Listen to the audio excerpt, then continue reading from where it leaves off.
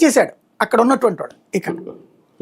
అప్పుడు మళ్ళీ దాని మీద గొడవ జరిగింది, కమ్యూనిస్టులు గొడవ చేశారు, అట్ట కార్మిక సంఘాలు వాళ్ళందరూ ఉద్యోగులు పాపం కిందకి దించితే ఎట్లా అని. ఎస్, వాళ్ళందరికీ మంచి ప్లేస్ చూపెట్టి ఇల్లు ఇస్తామయ్య బాబు అన్నాడు రాజశేఖర రెడ్డి.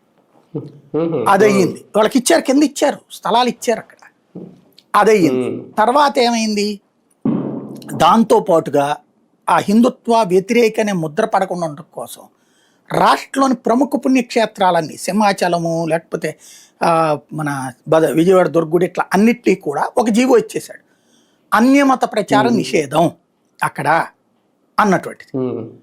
అంటే వేరే మతం వాళ్ళు ఎవరు ఇదివరకైతే గనక ఆ పాంప్లెట్లు పంచడం ఇవి జరిగి ఆ కొండపైనే ఉంచుని, ఏది హిందూ మతం మంచిది కాదు, మీరు మా దేవుణ్ణి నమ్మండి అనేటటువంటిది క్రిస్టియన్స్కి సంబంధించిన సంస్థలు పాంప్లెట్లు పంచుతుండే.